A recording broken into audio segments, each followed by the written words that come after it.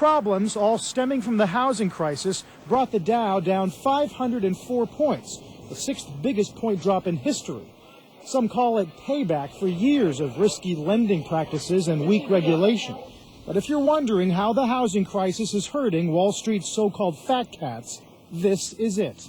This is as profound a seismic shift as we have seen in almost 80 years that is shuddering the very foundations of Wall Street to the core. The tsunami began this weekend. Federal Reserve officials tried to find a buyer for Lehman, but unlike the Bear Stearns debacle, refused to protect that buyer with taxpayer money. On Sunday, an emergency meeting at the New York Fed as potential bidders walked away.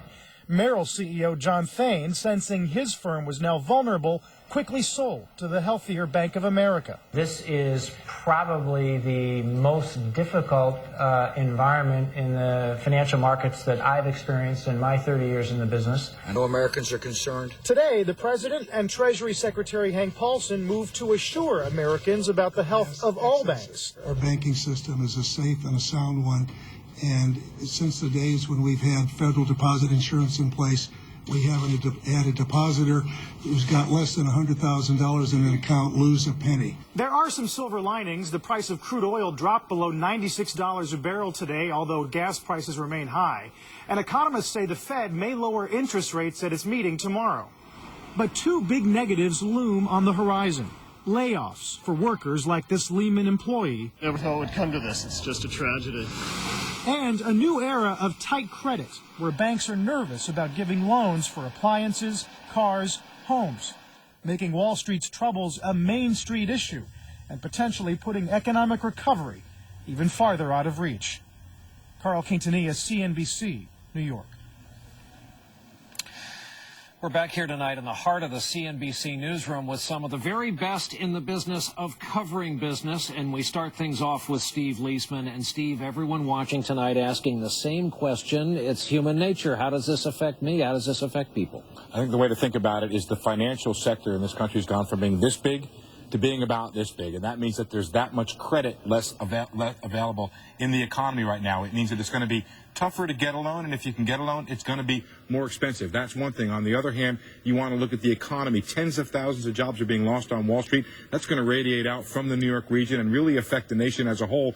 If it's tougher for companies to get credit, it means less expansion by them. So a soft economy, probably a little bit softer because of this. You heard at the top of the broadcast, we were almost struggling with ways to put this. I read one quote today, the biggest reshaping of the financial industry since the Depression.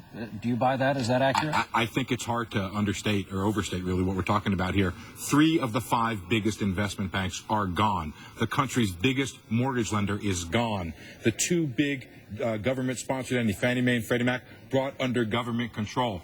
The financial system, Brian, it is holding right now, but you can say it's severely strained. All the king's horses and all the king's men are being brought to bear to keep this thing together. Stephen Leisman starts us off. Over to David Faber. We move.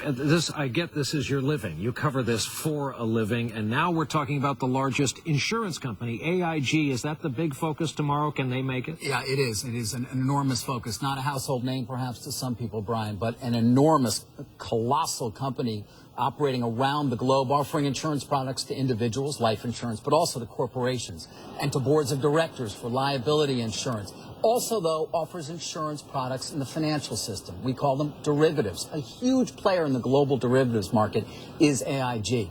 It has lost a great deal of money over the last year. There are questions about its ability to raise capital, and it needs to raise an awful lot of it, perhaps as much as $75 billion. Will it be able to do that in time to stave off the possibility of bankruptcy? It's an outcome that many people are very, very concerned about, given it is so interconnected in the global financial system. David Faber, thank you. We go across the way to Sue Herrera.